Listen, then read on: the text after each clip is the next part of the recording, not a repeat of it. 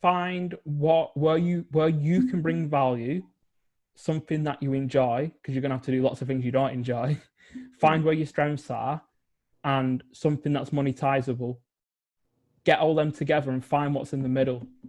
mm. There'll be something in there for you that you can do that will bring value to the world, or get you paid, or be something you enjoy, and you'll be something you'll be good at. And in that nexus point, that's what you want to do.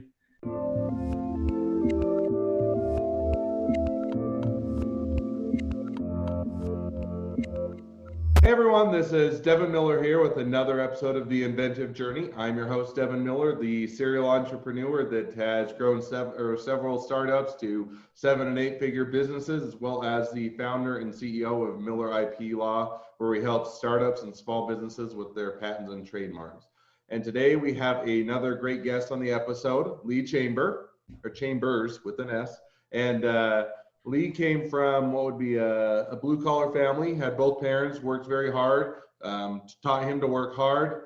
He was relatively smart in school, and then he went off to study business, and I think it was psychology. And then after graduation, he landed a job, economy crashed, or graduated 2007, economy crashed, job went away, and then he decided to get into wholesale video game sales, and did that for a period of time, grew it to a larger business, and then decided to switch up what he did, and I'll summarize it to bring him to where he's at today, where he now does workplace well-being training. Is that a quick but accurate summary? Yeah, lovely and concise there. That's my journey. All right, so with that, now we'll dive a bit more into the journey. So I gave the high level or very quick overview, but maybe if you want to now rewind and walk us through a bit more of your journey and how you got to where you're at today, we'll go from there. Yeah, so again, blue collar upbringing in the north of England, and I was always that curious child, that one who was trying to convince my mum to sell her stuff on the end of the street. I masqueraded as an 18-year-old, as a 12-year-old, so I could sell Amiga games through magazine mail order. And I've always had a bit of an entrepreneurial streak. I was trying to sell candy at school, that I'd buy at reduced price and then bring it in and sell it at an inflated price, take the margin. But the head teacher stopped me because apparently I was breaking hygiene laws. So I was that kind of curious and disruptive youth, but I was good in education. I managed to be the first one in my whole family to go to university. And studying business and psychology, it was good because there was a wide range of skills that I learned, from communications and language to geopolitics, and really wide and varied because I didn't know what I wanted to do. And at university, did have some So challenges. how long, sorry, just to jump back slightly. So how long did you sell the candy in school before you got caught? Oh, 2 months, 2 months. Well, I that's not. probably made about $400. So how did you finally get caught? Well, the problem is you need to transport it into school. Mm. And they started to see me with a big rucksack with me books and a massive rucksack full of stock. And eventually, the Eventually, they school started to lockers, wonder why you were bringing such big bags of stuff to school. yeah, because the school lockers only held so much. Oh. And then I was wheeling it out at dinner, selling it. Oh, that's funny. But hey, for 2 months, as a younger kid in school, that's not a bad profit. So. No, I learned a number of entrepreneurial lessons, from making margins to marketing to, to upselling. I learned a lot of stuff doing that for a few months. Hey, well, that's awesome. Well, Um, anyway, so continue on with your journey. Didn't mean to interrupt. That's just a funny story. So I thought it was warrant a follow-up question. yeah, and I got into the middle of my degree and I just started to struggle a little bit with that adolescent to adult transition. Just found that I was struggling to really find who I was as a man. That took me on a bit of a journey where I struggled with my mental health, and I ended up going home from university and taking a bit of time to rebuild myself back up.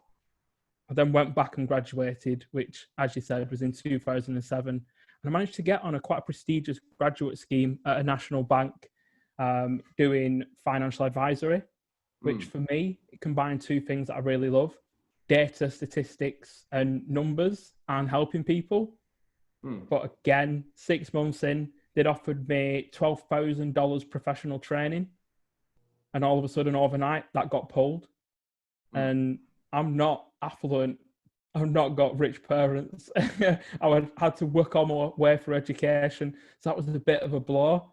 But looking around at my colleagues clearing their desks made me realize this is much bigger than just me.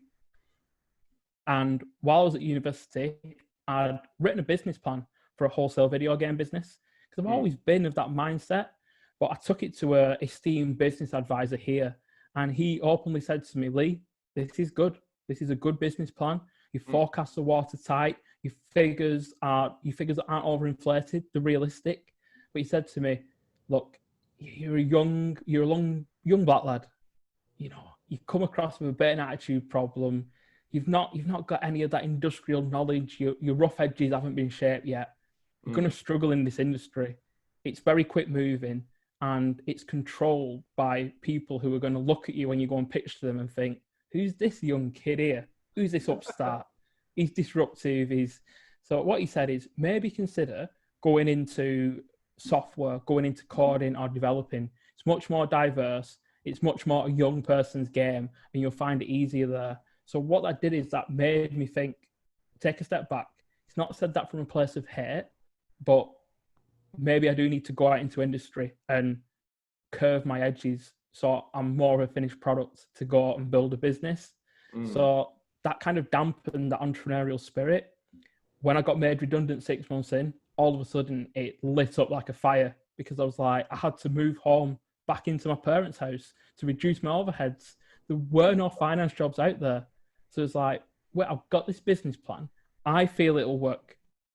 I honestly believe that if I go all in and use that fuel of being told you can't, and use the adversity of this is going to be challenging for you, maybe you can just make this work. Because at the moment, you haven't got much money. You can't get back into the field you expected to go into. So why don't do something different?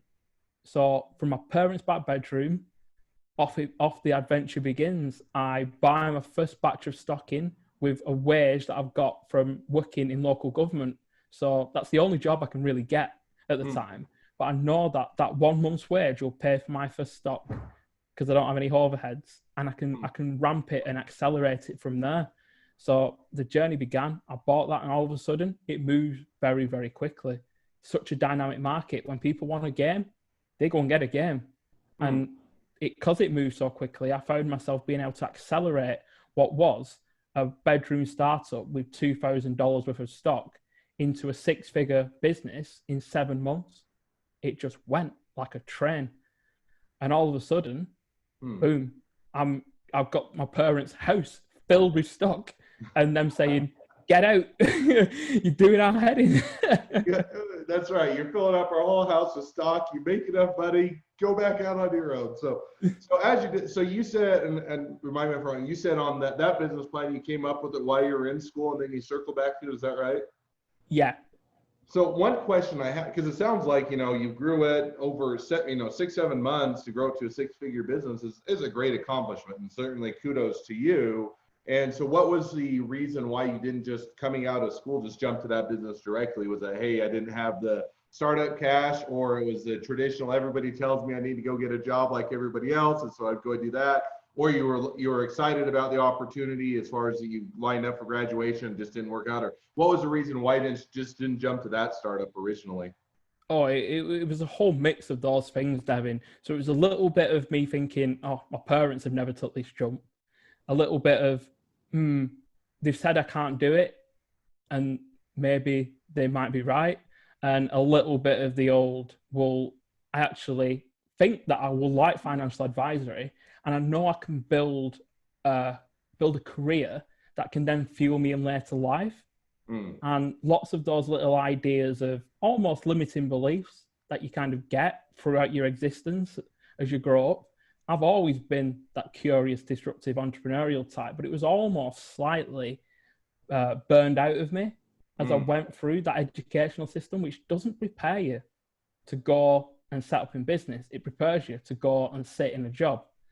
And by the time I'd finished education and been through those challenges, it actually been dampened a little bit. And it took that feeling of desperation, that feeling of you're at home, stuck with your parents again, you've got nothing to lose.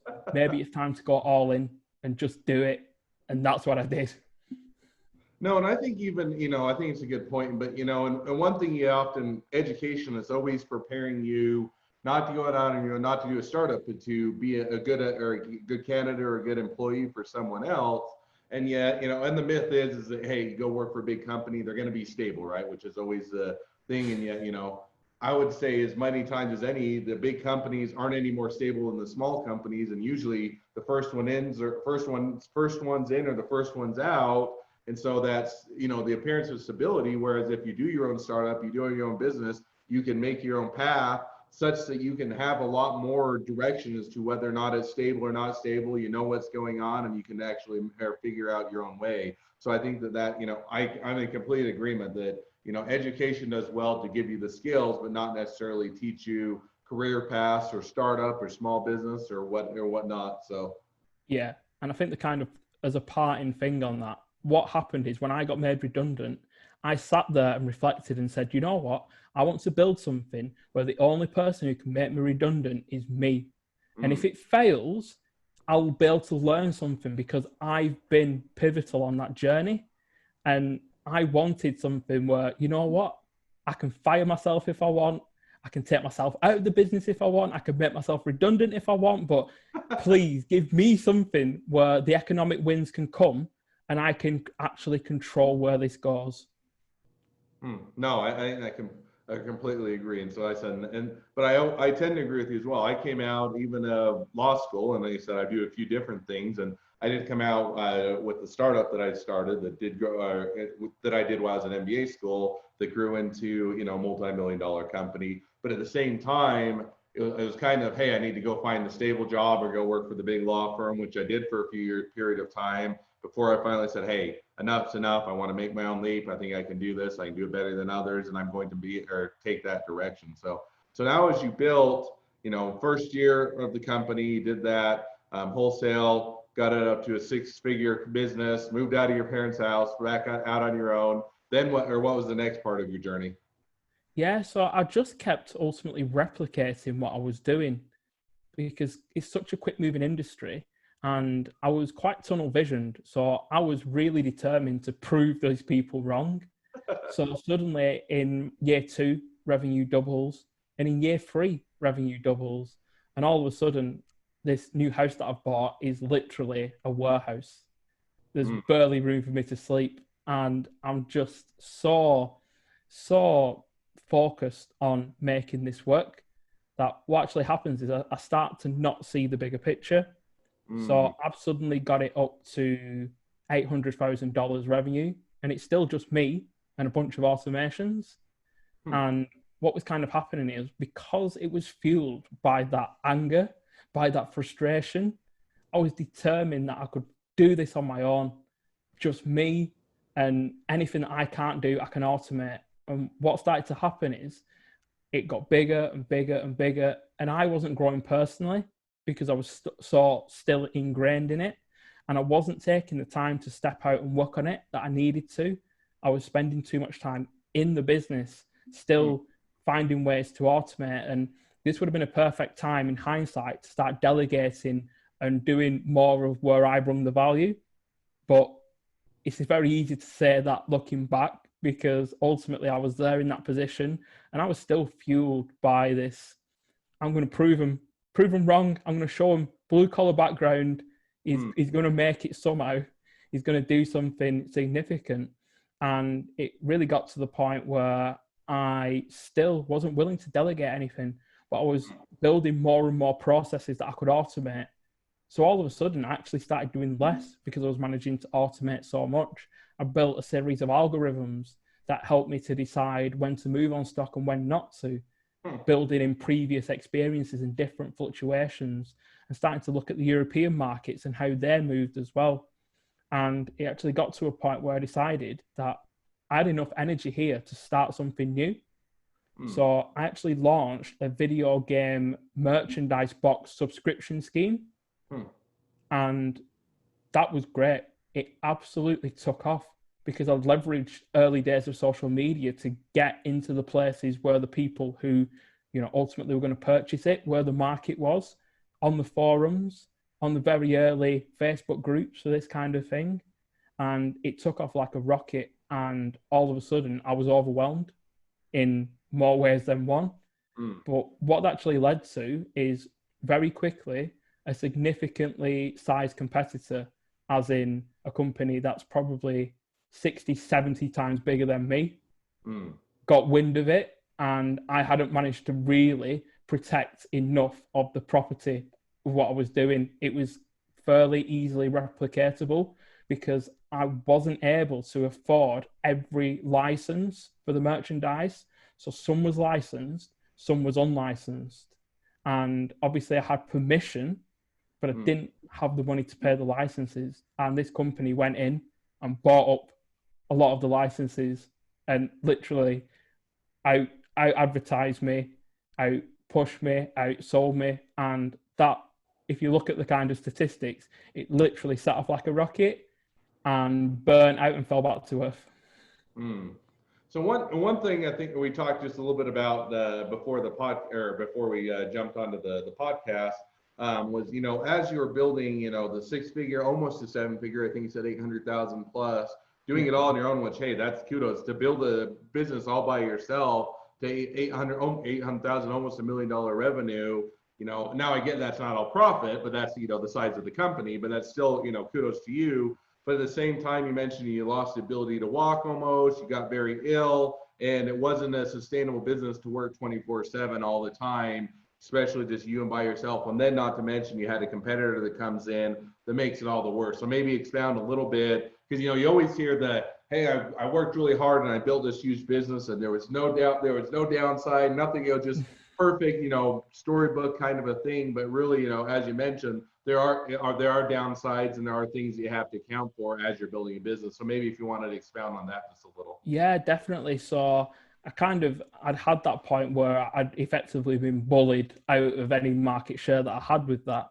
And I actually utilized that and look back, and instead of thinking, why me? This is not fair. I just thought, what can I learn from that? Because it was working until it wasn't.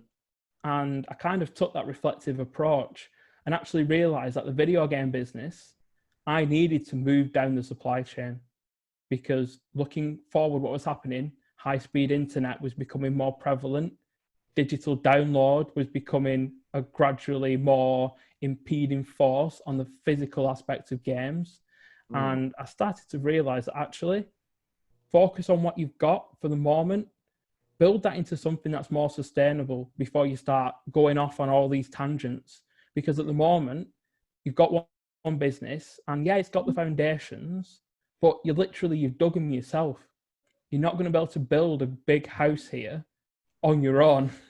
You're going to find yourself stood in the sun with a few too many bricks and not enough cement at some point. And that is like when you alluded to, I all of a sudden became unwell and my immune system attacked the connective tissue in my joints.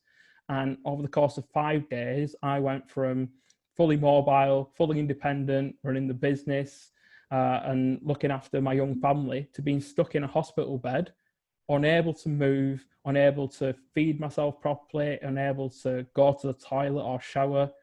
And everything changed on that day when I realized, okay, so you've been so stubborn about it.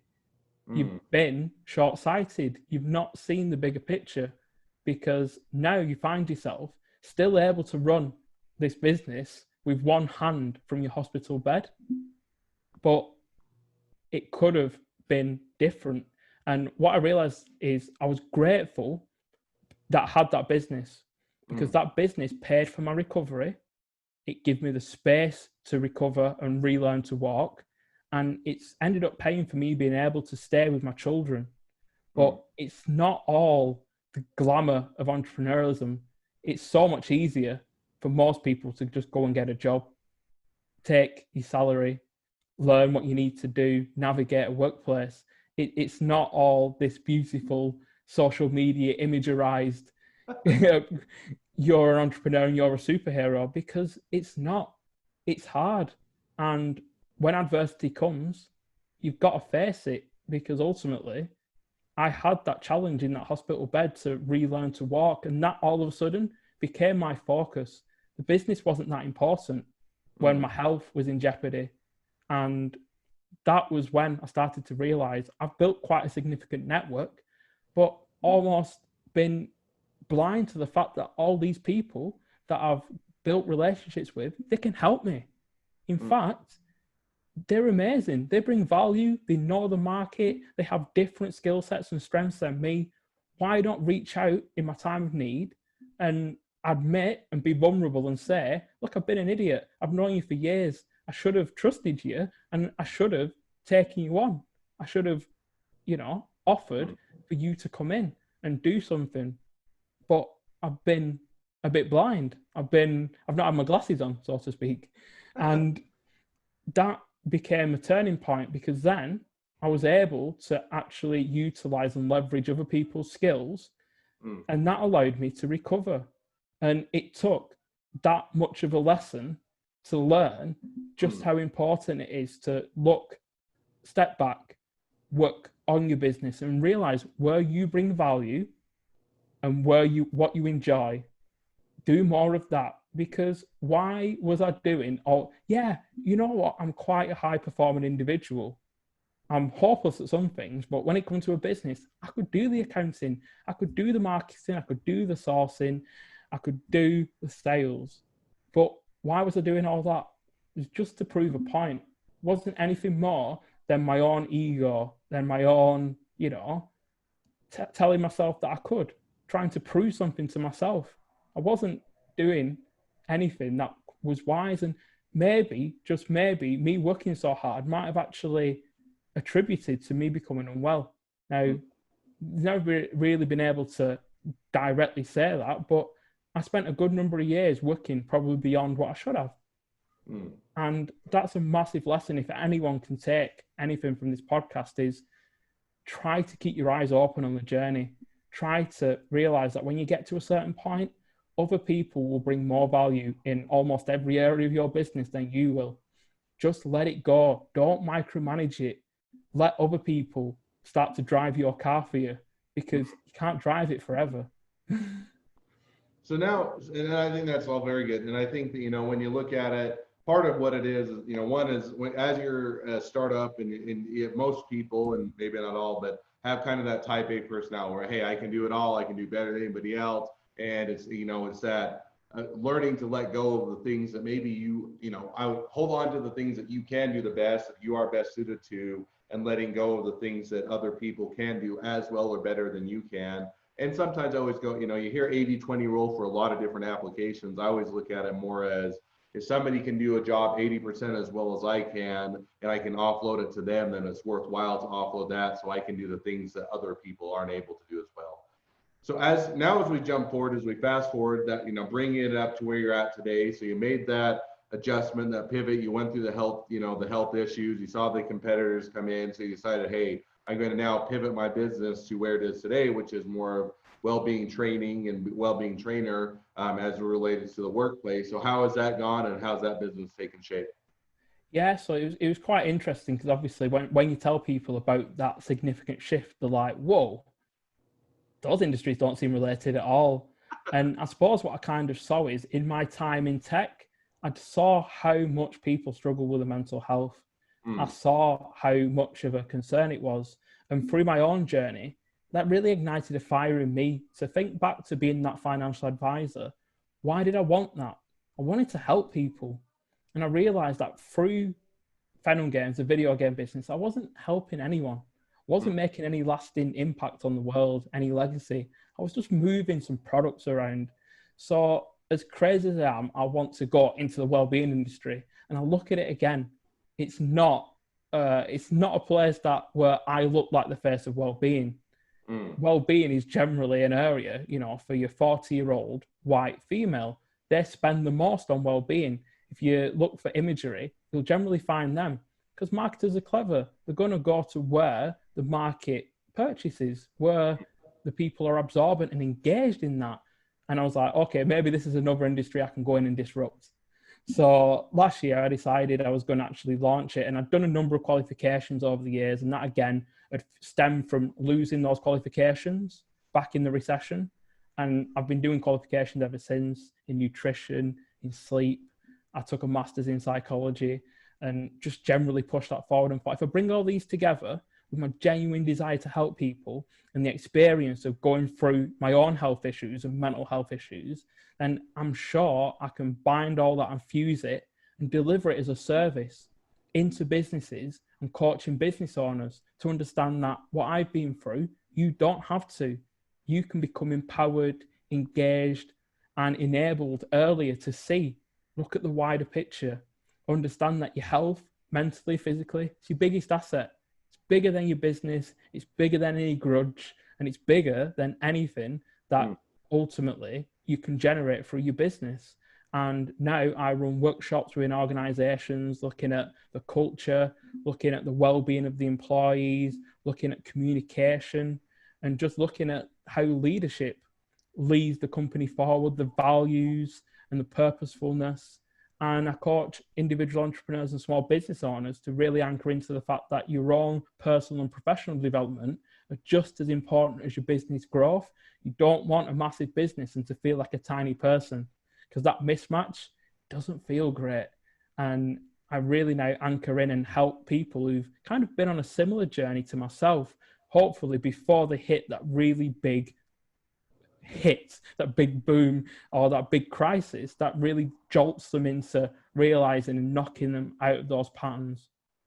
No, I think that's a great advice to share, and what people often are needing is they get into the startup and small business culture, work 100 hours a week, so to speak, and looking for how to keep a healthier lifestyle and a better balance and avoid some of those pitfalls. So, well, as we now get towards the wrapping up towards the end of the podcast, and always run out of time and never have enough time to talk about everything we could, but we'll jump to the couple questions I always ask at the end of each podcast. So, first one is what was your worst business decision? It was probably not leveraging, not hiring anyone else. That's my worst business decision. Trying to do it all alone, self-made man.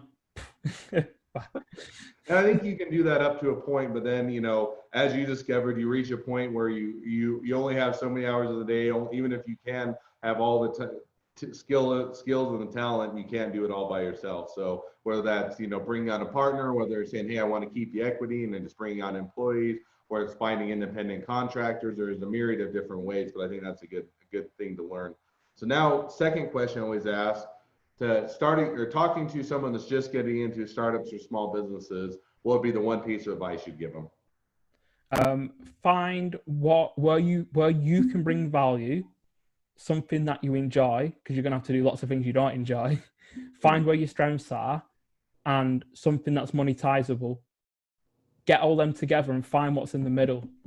There'll be something in there for you that you can do that will bring value to the world, or get you paid, or be something you enjoy, and you'll be something you'll be good at. And in that nexus point, that's what you want to do. And if you can do that, execute it, and just realize that you need very early to get into that point where you realize that it's not what you want, it's what the market needs, and find where your niche, your audience is, and start to learn their language. All right. No, I think that's great advice on both on lessons you've learned as well as what people can do as they get into startup and small business. Well, as people want to reach out to you, they want to learn more about how to do workplace well-being. They need a trainer. They want you to come into a corporate gig. They want to just connect out or find out more about you, or anything or all the above. What's the best way to connect up with you and reach out to you? The best ways would be through my websites, which are essentialize.co.uk. Spelling will be in the show notes, no doubt. And leechambers.org. And all my socials are also both on those websites. All right, perfect. Well, I certainly invite everybody to reach out to you, find out more about how they can find that work-life balance, how they can have a better well-being and a better life, and certainly appreciate you coming onto the podcast. For everybody else that's listening, if you have your own journey to tell and you'd like to come on and be a guest on the podcast, feel free to go to inventivejourneyguest.com to apply to be a guest on the podcast.